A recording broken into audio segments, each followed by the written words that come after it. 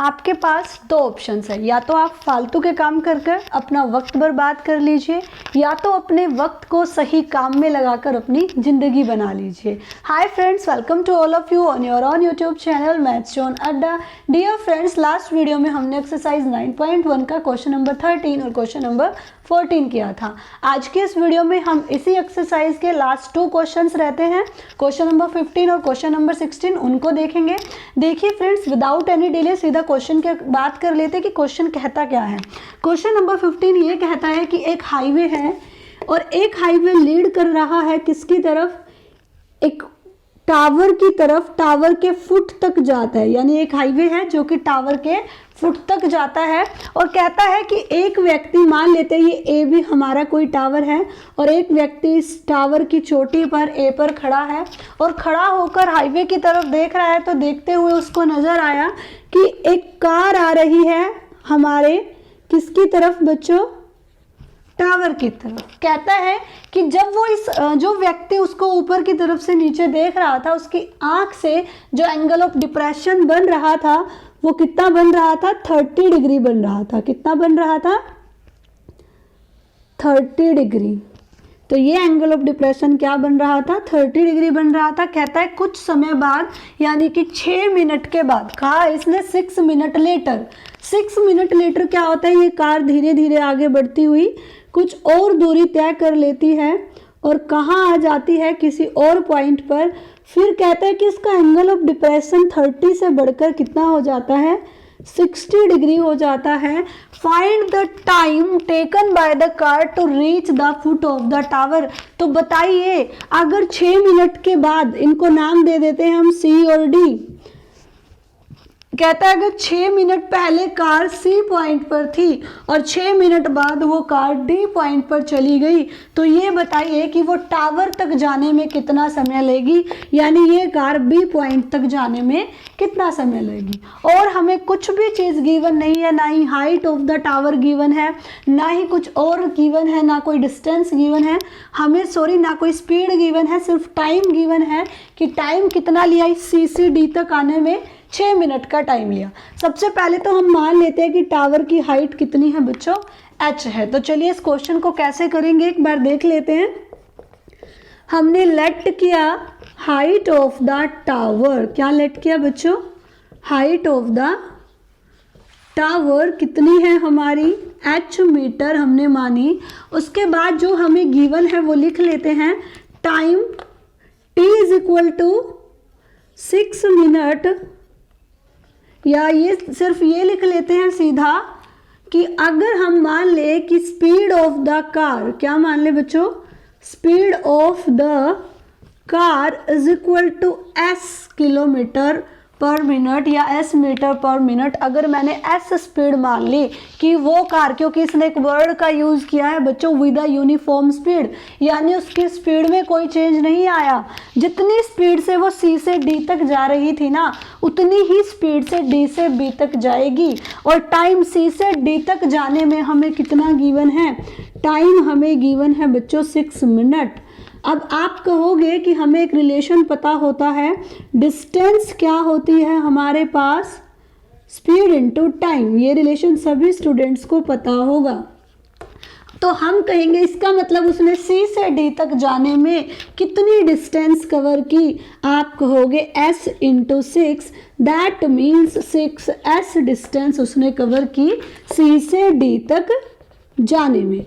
अब हम मान लेते हैं, लेट कर लेते हैं, let t be the time, t be the time, t वो टाइम है टेकन बाय द कार, जो कि कार के द्वारा लिया गया, taken by the car to reach the tower, जो टावर तक पहुंचने में कार के द्वारा टाइम लिया गया, हम मान लेते हैं वो टाइम कितना है, t है। तो बच्चों जो हमें स्पीड गिवन है वो तो यूनिफॉर्म गिवन है।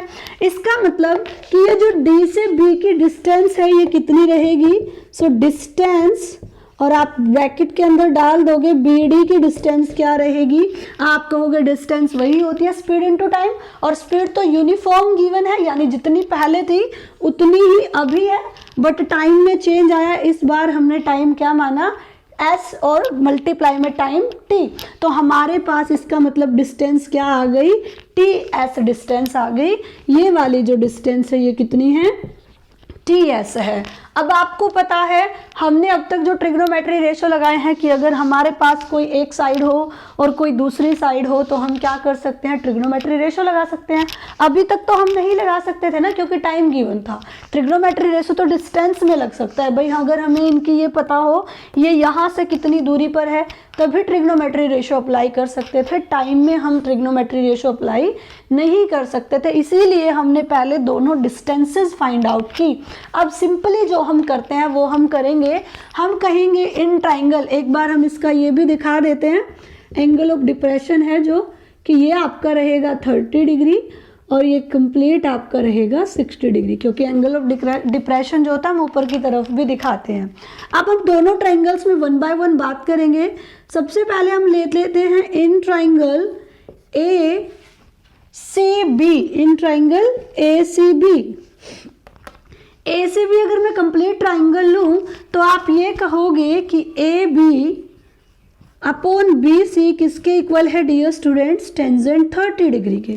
अब इनमें वैल्यूज पुट करोगे, ए बी की जगह क्या रखोगे एच, और बी सी की जगह क्या रखोगे बच्चों, बी सी में सी डी भी आ गया और बी डी भी आ गया, यानी दोनों का addition. That means 6s plus T S is equal to tangent 30 का मान क्या होता है 1/√3। तो यहाँ से आपके पास क्या आएगा बच्चों, √3h is equal to 6s plus T S. अगर मैं यहाँ से h की वैल्यू निकाल लूँ, चलिए अभी इतना ही छोड़ लेते हैं, √3h is equal to 6s plus T S. ये हो गई आपकी इक्वेशन 1 जो कि हमारे पास एक ट्राइंगल से आई है। अब हम बात कर लेते हैं नेक्स्ट ट्राइंगल में। In triangle A D B, जब आप ए डी बी में ट्रिग्नोमेट्री रेशो लगाओगे तो आप कहोगे A B upon B D is equal to tangent 60 degree, और ए बी की वैल्यू वही एच है और आपके पास बी डी की वैल्यू कितनी है बच्चों, टी एस है। टेंजेंट 60 का मान क्या होता है, √3/1। और फिर से क्रॉस मल्टीप्लीकेशन करोगे तो आपके पास क्या आएगा, h is equal to √3 into T और s, ये दोनों भी मल्टीप्लीकेशन में है। अब आप दोनों इक्वेशन से एक चीज़ देखोगे क्या, कि ये भी h की वैल्यू है और यहाँ भी हमें h की वैल्यू है, यहाँ भी h है, तो क्यों ना सेकंड की वैल्यू फर्स्ट में पुट कर दूँ। तो अगर हम पुट करेंगे, पुट सेकंड इन फर्स्ट, ध्यान से देखिएगा इधर, √3 इंटू और इस h की जगह क्या पुट कर दोगे, √3 इंटू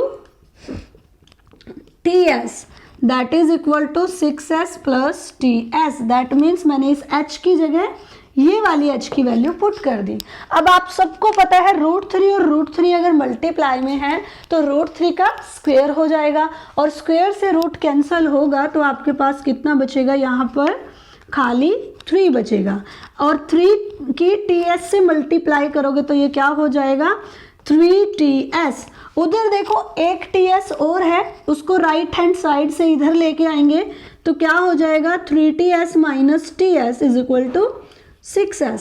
अब आप कहोगे 3 ts में से एक ts को अगर सब्ट्रैक्ट करूँ तो क्या बचेगा बच्चों, 2ts, और ये किसके इक्वल बचेगा, इस 6s के, यही होगा। अब देखिए आपको यहाँ से टाइम की वैल्यू निकालनी है, स्पीड तो दोनों में सेम थी तो स्पीड से स्पीड क्या हो जाएगी, कैंसिल, क्योंकि अगर ये इधर जाएगी तो ये डिवाइड में हो जाएगी। ऐसे ही जब ये 2 उधर जाएगा तो डिवाइड में हो जाएगा यहाँ, और आपके पास 2 3 क्या आ जाएगा 6। दैट मीन्स टी टाइम कितना आ गया बच्चों, 3 मिनट आ गया। यानी कि उस कार को डी पॉइंट से बी पॉइंट तक जाने में कितना टाइम लगेगा, 3 मिनट का टाइम लगेगा। क्या आपको ये क्वेश्चन समझ आया? चलिए एक बार फिर से रिपीट कर लेते हैं कि क्वेश्चन क्या कह रहा था और हमने क्या किया। हमें ये गिवन था कि कोई भी एक टावर है जिसकी नाम हमें हाइट गिवन थी, हमने हाइट मान ली h है। फिर आपको ये गिवन था कि कोई व्यक्ति उस टावर के टॉप पर खड़ा है और वो टावर एक हाईवे, उस टावर की तरफ एक हाईवे आ रहा है, उस हाईवे से एक गाड़ी आ रही है, वो व्यक्ति देख रहा है उस गाड़ी को, और जब वो पहले पॉइंट पर उस गाड़ी को देख रहा था तो गाड़ी का जो एंगल ऑफ डिप्रेशन बन रहा था वो 30 डिग्री बन रहा था।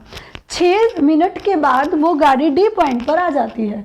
तो डी पॉइंट पर आने के बाद वो व्यक्ति कहता है कि मेरी आंख का एंगल 60 डिग्री हो जाता है। फिर कहता है कि बताइए अगर उसको टावर के फुट तक आना है तो उसको कितने डिस्टेंस कवर करके आना होगा, वो कितने टाइम में उस डिस्टेंस को कवर कर लेगा। अब आपको पता है मैं ट्रिग्नोमेट्री रेशो किस कंडीशन में अप्लाई कर सकती हूँ कि या तो मुझे बेस की वैल्यू गिवन हो और हमें अगर परपेंडिकुलर की या हाइपोटेन्यूज किसी एक चीज, दो चीज़ों की वैल्यू गिवन हो या किसी एक चीज़ की वैल्यू गिवन हो। तो हमें यहाँ डिस्टेंसेस गिवन नहीं थे, टाइम गिवन था। तो हमने देखा अगर मैं टाइम से डिस्टेंस निकाल सकती हूँ तो हो सकता है कि हम काम कर पाए। तो हमें पता है डिस्टेंस क्या होती है, स्पीड इनटू टाइम। स्पीड के बारे में उसने कहा था कि यूनिफॉर्म स्पीड से चल रहा है। बच्चों यूनिफॉर्म का मतलब होता है कॉन्टिन्यूटी में उसी स्पीड से, उसकी स्पीड में कोई चेंज नहीं आ रहा, ना ही स्पीड घट रही है और ना ही स्पीड बढ़ रही है। इसीलिए मैंने मान लिया कि मान लेते हैं उसकी जो स्पीड है ना, आप यहाँ लगा भी सकते हो वर्ड यूनिफॉर्म, क्योंकि क्वेश्चन में कहा है कि उसकी जो यूनिफॉर्म स्पीड है वो s हमने मान ली। टाइम जो उसने पहली बार लिया वो 6 है, तो डिस्टेंस क्या हो गई c से d की 6s हो गई। क्यों? क्योंकि डिस्टेंस क्या होती है, स्पीड इनटू टाइम। फिर हमने क्या किया, t टाइम माना कि मान लेते हैं d से b तक जाने में ना वो t टाइम लेगी। तो आपने क्या किया, वहां से डिस्टेंस निकाली, तो इसकी डिस्टेंस कितनी आई, ts आई। फिर दोनों में ट्राइंगल लगा दिया, ट्राइंगल जो नज़र आ रही थी इन दोनों में हमने ट्रिग्नोमेट्री रेशो लगाया और हमारे पास यहाँ से एक रिलेशन आया, यहाँ से एक रिलेशन आया, इसकी वैल्यू को उसने पुट किया तो आपके पास फाइनली वो टाइम आ गया कि डी से बी तक जाने में उसको 3 मिनट का समय लगेगा। ये थी फ्रेंड्स आज की वीडियो जिसमें हमने क्वेश्चन नंबर 15 देखा 9.1 का। इसका लास्ट क्वेश्चन रहता है जिसको मैं नेक्स्ट वीडियो में लेकर आऊँगी। अगर ये क्वेश्चन आपको अच्छे से समझ आया हो तो आप मुझे कमेंट करके ज़रूर बताइएगा, और अगर कोई पॉइंट नहीं समझ आया हो तो वो भी कमेंट करके बताइएगा ताकि नेक्स्ट वीडियो में मैं आपकी ये क्वेरी शॉर्ट आउट करा सकूं। और डियर फ्रेंड्स, अगर आपको वीडियो अच्छी लगी हो, वे ऑफ टीचिंग अच्छा लगा हो तो वीडियो को लाइक, चैनल को सब्सक्राइब और बेल आइकन को प्रेस कर लीजिएगा ताकि आपको मेरी डेली वीडियोज़ की नोटिफिकेशन मिलती रहे। चलिए मिलते हैं नेक्स्ट क्लास में। Bye bye, see you tomorrow.